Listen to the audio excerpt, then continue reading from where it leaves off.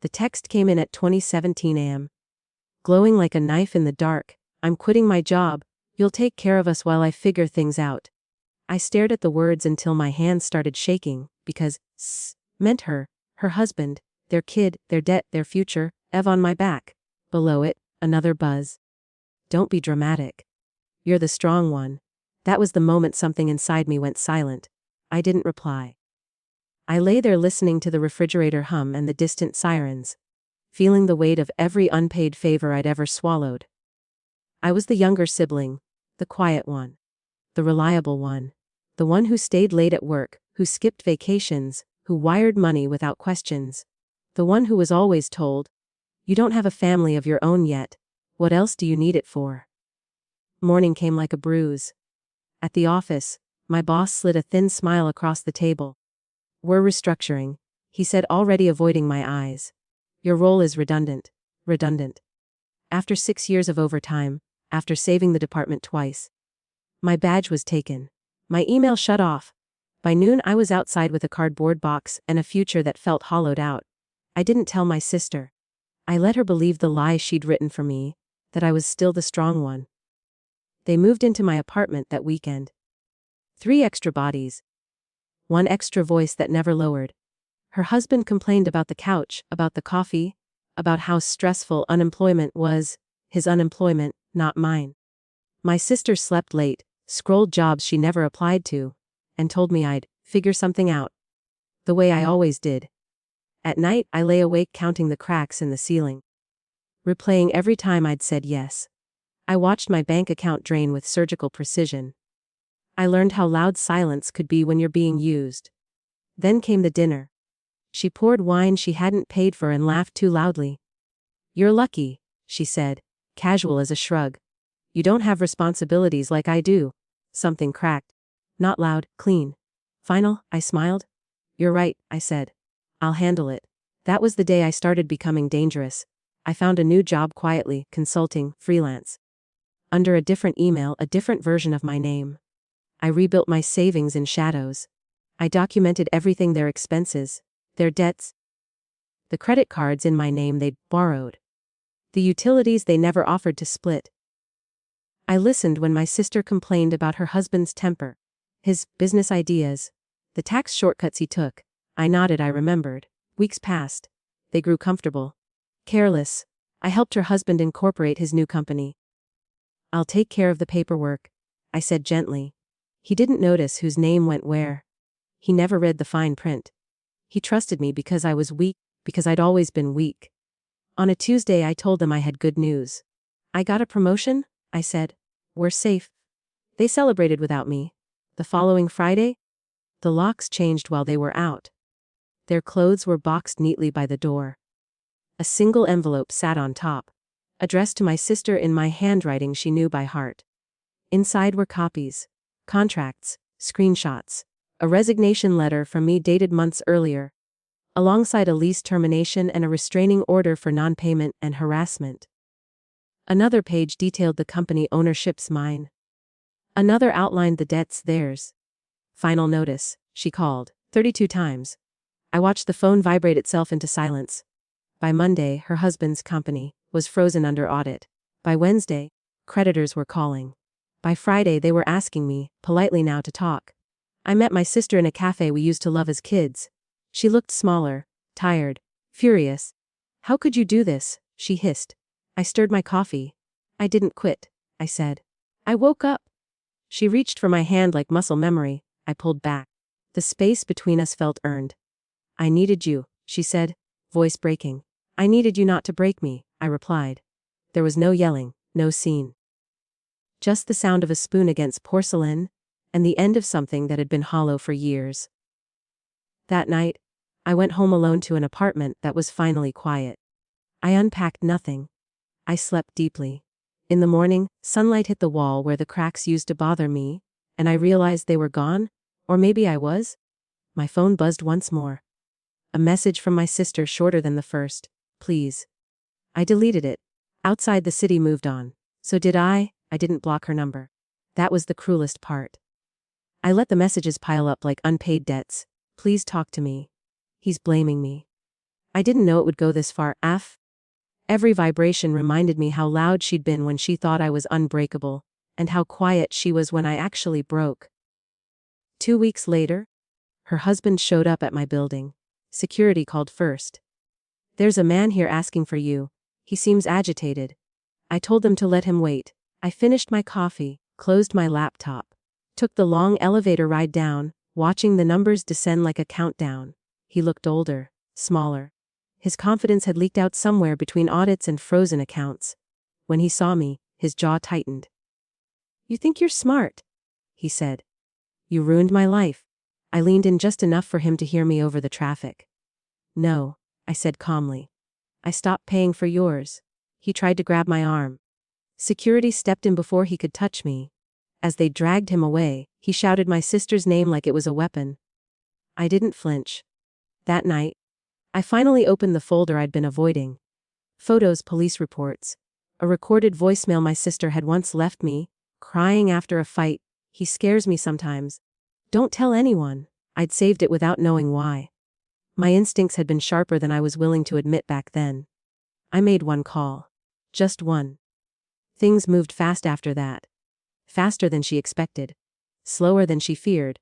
When she showed up at my door a month later, it wasn't to demand. It was to beg. Her eyes were hollow, mascara smudged, hands trembling. "They're asking questions," she whispered. "About him. About the money. About you." I stepped aside and let her in. Not out of kindness, out of control. She sat on the edge of the couch like a guest who knew she'd overstayed for years. "Why are you doing this?" she asked. "We're family." I sat across from her. Family doesn't send a bill at 2:17 a.m. and call it love. Silence pressed down between us, thick and unforgiving. "I thought you could handle it," she said finally. "You always did." I nodded. "That was the problem," she cried then, quietly. The way people do when they realize the story they told themselves is over. I didn't reach for her. I didn't move. "I can help," I said after a long moment. "Not the way you wanted." Her head snapped up. Hope, dangerous, stupid hope, flickered in her eyes. "I already gave them everything." I continued. "Documents. Timelines. Proof. If you cooperate, you walk away lighter. If you don't, you sink with him." She stared at me like she was seeing me for the first time. "You planned this." I didn't smile. I survived. It shined. Months passed. Her husband's name disappeared from headlines as quietly as it had risen. Charges, settlements. A plea deal that tasted like ash. She moved to a smaller place. Got a job she hated. Learned what rent felt like when no one else paid it. We didn't talk. Then, on a rainy evening not unlike the first, she texted again. "I'm starting over. I won't ask you for anything. I just wanted you to know." I read it twice. Outside, the city reflected itself in puddles, distorted, honest, impossible to ignore. I typed 3 words, then deleted them. Typed nothing instead. Some endings don't need closure. Some victories don't need witnesses. I turned off my phone, stepped into the rain, and kept walking, lighter than I'd been in years, carrying only what was finally mine. I thought that would be the end of it. That was my mistake. 3 months later, my name showed up on a legal notice slipped under my door like a threat that had learned to whisper. Civil lawsuit. Filed by my sister. I didn't feel anger. Not at first. I felt something colder, recognition. She wasn't done trying to survive the old way. The claim was ugly and desperate: emotional manipulation, financial coercion, abuse of trust. She painted herself as the trapped one. Me as the puppeteer. The quiet monster who waited too long and struck too cleanly. I read every word without blinking. I hadn't just kept records. I'd kept patterns, dates, messages, voice notes, bank transfers timestamped like fingerprints. Even her texts, the ones where she thanked me, relied on me, ordered me, lined up like witnesses who didn't need to speak. The court date came fast. She wouldn't look at me when we sat across the room. Her lawyer did all the talking, confident, aggressive, rehearsed. They expected me to fold. People like me always did. Quiet people, reliable people, the kind who apologized for existing. When it was my turn, I stood slowly. No theatrics, no shaking hands. "I have evidence," I said. Hours passed. The room shifted. By the time the judge finished reviewing the material, the air felt different, Thinner, sharper. My sister's lawyer stopped smiling. She finally looked at me then, eyes wide, realizing the truth too late. I hadn't reacted emotionally, I'd prepared. The case was dismissed. Not quietly. Not gently. Dismissed with commentary. With warnings about perjury. With a recommendation that certain evidence be forwarded elsewhere. Outside the courthouse, she ran after me. "Please?" she said, breaking in public for the first time. I was scared, I didn't know how to fix it. I stopped walking. "I did," I said. "By making sure you could never break me again." She reached for me. I stepped away. That night, I sat alone in my apartment, the city humming below, and finally allowed myself to feel it. Not triumph, not joy, but release. The kind that comes when a long, held breath leaves your body all at once. The next morning, I resigned from consulting, cashed out. Moved cities without telling anyone where I was going. New number, new place, new silence. Weeks later, an email slipped through a filter I'd forgotten to update. From her. "I think about you every day. I hope you're okay." I stared at the screen for a long time. Then I archived it. Some people think revenge is loud, explosive, bloody. They're wrong. The most devastating revenge is becoming untouchable. And letting the people who used you live the rest of their lives, knowing they were the reason you disappeared. I didn't disappear the way people imagine disappearance. There was no dramatic goodbye, no scorched earth exit, no final speech. I didn't vanish in flames. I dissolved. A new city learned my footsteps. A smaller apartment learned my breathing. I chose a place where nobody knew my history, where my name meant nothing, where silence wasn't suspicious. It was normal. I worked remotely under contracts that ended before anyone got curious. I paid cash when I could. I kept my life light enough to carry if I ever needed to leave again. At night, though, the past still tried to knock. Not loudly, never loudly, it tapped. I'd be washing dishes and remember the way my sister used to say my name when she wanted something. Soft, stretched, affectionate in tone but hollow underneath. I'd hear her voice in my head saying, "You're good at this stuff," the way people compliment a tool. I'd wake up from dreams where my phone buzzed endlessly, messages stacking on messages, all starting with "as I need." I learned how to sit with it. Not fight it. Not drown it. Just let it pass through me. Then one afternoon, my landlord forwarded me an envelope that had been delivered by mistake. Old address. Old life. Inside was a single printed article. My sister's name was in the headline. She'd started speaking publicly. Carefully. Strategically. An interview about financial abuse within families. No accusations directly, but implications sharp enough to cut. She didn't name me. She didn't have to. Anyone who knew us would understand. I felt something stir. And not rage, interest. I read every word. The way she described herself as overwhelmed, isolated, missiled. I recognized the pattern immediately. She was rebuilding the same story, just with different costumes. And people were listening. Comment sections filled with sympathy. Invitations followed, panels, podcasts, nonprofit boards. She was becoming something again. That's when I realized something important. She wasn't done using me. She was just doing it without my presence. I waited. Patience had become my sharpest skill. I set up alerts quietly. Tracked her rise the way you track a storm on radar. No emotion, just data. Donations funneled through shell organizations. Expenses disguised as advocacy costs. Old habits dressed in new language. She was smarter now. Not smart enough. I reached out to no one directly. I didn't expose her. I didn't confront her. I did something far more effective. I helped her. Anonymously. A donation here. A recommendation there. I boosted her visibility in the spaces where scrutiny was highest and forgiveness lowest. I nudged her toward partnerships that required transparency. Audits, compliance. I watched her say yes to everything, drunk on relevance, convinced the universe had finally chosen her. She never suspected the hand guiding her forward. Why would she? It had always been invisible before. Months passed. Her platform grew. So did the paper trail. Then one evening, I got a notification. An investigative journalist had started asking questions about the nonprofit's finances. Harmless questions at first. Routine. I leaned back in my chair and closed my eyes. Here it comes. I didn't send the journalist anything. I didn't need to. All I did was make sure the right documents were impossible to ignore once the questions started. Public records. Filings she'd signed without reading closely. Transfers she assumed no one would ever connect. When the article dropped, it didn't scream. It didn't have to. It laid everything out with surgical calm. Timelines. Numbers, contradictions. Quotes from her own interviews placed beside financial statements that told a different story. No accusations, just facts lined up like mirrors. The fallout was quiet at first. Sponsors paused. Boards requested explanations. Invitations stopped coming. Then it got loud. I watched her apology video from my kitchen, standing barefoot on cold tile. Her voice shook the same way it used to, when she realized charm wouldn't work anymore. She blamed stress, mismanagement, bad advice. She cried on cue. But the comments weren't buying it this time. People don't like feeling manipulated, especially when they realize they were chosen because they were kind. Her name became complicated, then risky, then avoided. I didn't celebrate. I made dinner. Cleaned up. Took a walk. A week later, my phone rang from a number I hadn't blocked because I didn't recognize it. I answered. She didn't say my name at first. She just breathed.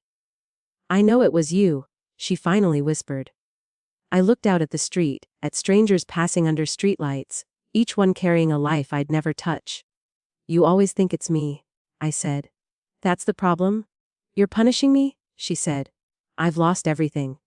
I let the silence stretch until it hurt. "No," I replied calmly. "I stopped protecting you." There it was, the truth she'd never faced.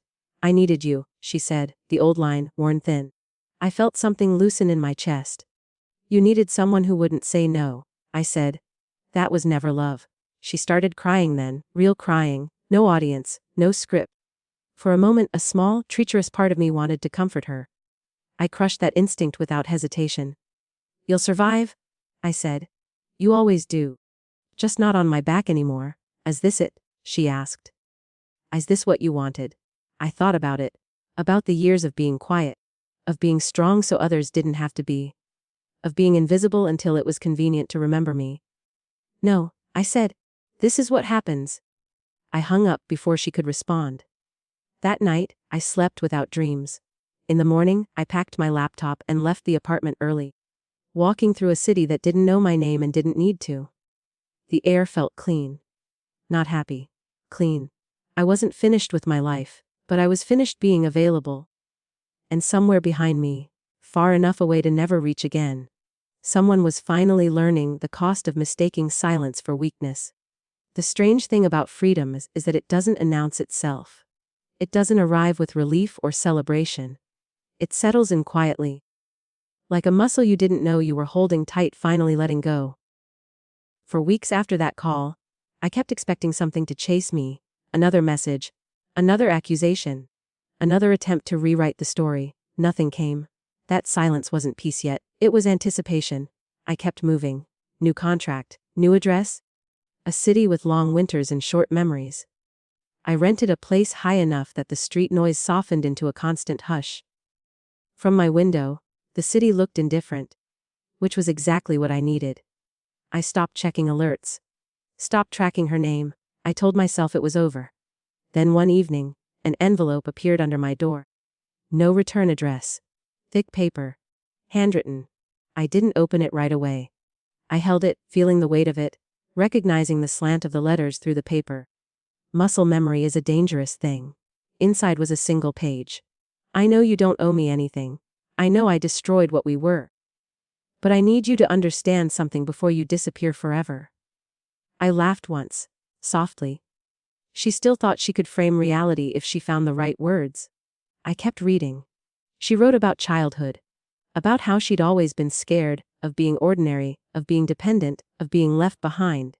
She wrote about watching me grow quieter as she grew louder, how she mistook my steadiness for endless supply. She didn't apologize. "Not really," she explained. At the bottom. One final line. "If you ever loved me, tell me how to live with this." I folded the letter carefully and placed it back in the envelope. Then I burned it. Not out of anger. Out of clarity. Some questions don't deserve answers, because they're designed to pull you back into the same orbit. Explanations were her last currency. I refused to accept payment. Weeks passed. Spring came late that year, dragging itself in reluctantly. I started sleeping with my windows open. I let myself make plans further than a month ahead. Small ones, harmless ones. Then, at a networking event I almost didn't attend, I heard her name again. Not spoken with sympathy. With caution. She was brilliant once, someone said behind me. But no one wants the liability. I didn't turn around, I didn't need to. That night, something shifted. I realized I wasn't waiting anymore. For the first time, my life wasn't a reaction. I took a permanent role, built something real, not flashy, stable, mine. I let colleagues know me in pieces, the way trust should be given, measured, intentional. When they asked about family, I said, "We're not close," and felt no urge to justify it.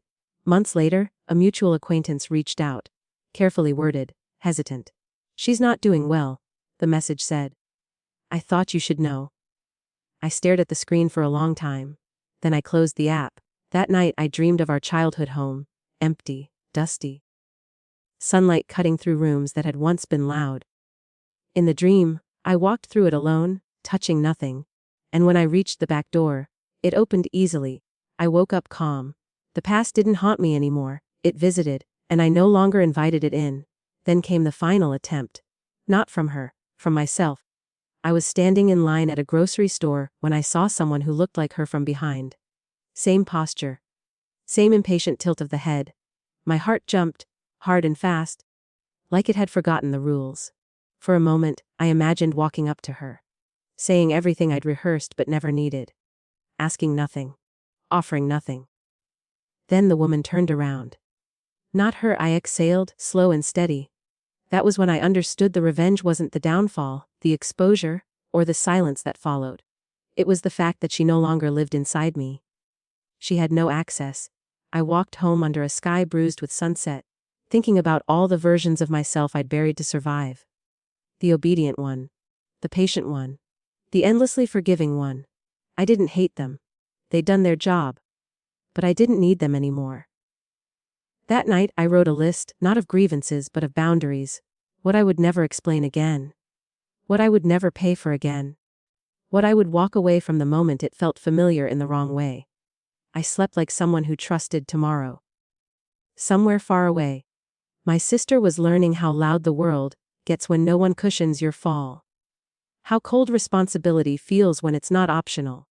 How empty validation is when it stops paying the rent. I didn't wish her pain. I just stopped absorbing it. And if she ever wondered how the quiet one became unreachable, how the reliable one disappeared without a trace, how the weakest person in the room became the one no one could touch, the answer was simple. I didn't become cruel. I became unavailable. And that was the end of her power over me. Years later, the past tried one last time. It didn't come as a message or a voice. It came as a headline. I was standing in a cafe, waiting for coffee when I saw her face on a muted TV above the counter, older, thinner. Still carefully composed. The caption beneath her name read something about a lawsuit, a former nonprofit director seeking damages for unfair media persecution. I felt nothing at first. Then the barista called my name, and hearing it spoken out loud, my name, the one I'd kept, anchored me fully in the present. I took my coffee and sat by the window. I watched her speak without sound. I knew the cadence by heart. I knew exactly when she would pause for sympathy, when she would tilt her head to look wounded but sincere. She was trying to rewrite the ending. I smiled, not because she was failing, but because she was still playing the same game in a world that no longer rewarded it. Later that night, an email arrived from a legal firm I didn't recognize. Brief, professional, careful. They wanted a statement. Apparently, my name had come up again. Not as an accusation. As a shadow, a missing piece. Someone she'd once relied on. Someone who might help clarify the narrative. I stared at the email for a long time. This time I didn't archive it. I didn't delete it, I replied. One paragraph. No defense. No history. I am not available for comment. I have no relationship with the individual in question and wish her no harm. Please do not contact me again.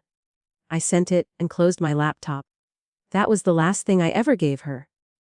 Weeks later, the lawsuit collapsed. Not dramatically, quietly, the way weak things do when they're exposed to daylight too long. Settlements dried up, interest faded. Her name stopped appearing anywhere that mattered. She didn't call. She didn't write. For the first time in our lives, she respected a boundary, because she had no other choice. I moved again after that. Not to escape, but because I wanted to. A house this time. Small, solid. With a door that closed firmly and a view of trees instead of people. I planted things and watched them grow at their own pace.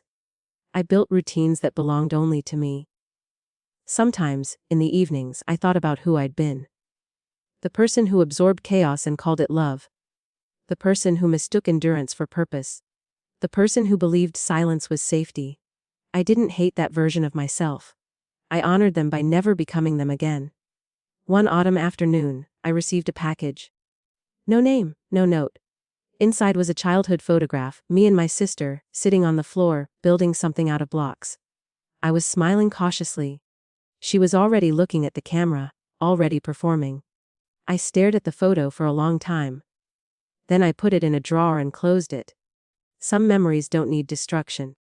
They just need distance. As the years went on, people began to know me for who I actually was. Not what I could provide. Not how much I could carry. Not how quietly I could suffer. I learned what mutual felt like. I learned what it meant to be chosen without being consumed. And on rare nights, when the world was still and my thoughts wandered backward, I understood the final truth of it all. The revenge was never the exposure. It was never the collapse. It was never the silence. The real revenge was this: that I woke up every day free of the role she'd written for me. That my life no longer required her absence to feel whole. That I could hear my phone buzz and feel nothing at all. She once told me I was the strong one. She was right. She just never understood what strength would eventually cost her. And somewhere, whether she admitted it or not, she would always know this. She didn't lose me because I was cruel. She lost me because I finally saw clearly. And once someone like me sees the truth, they don't come back.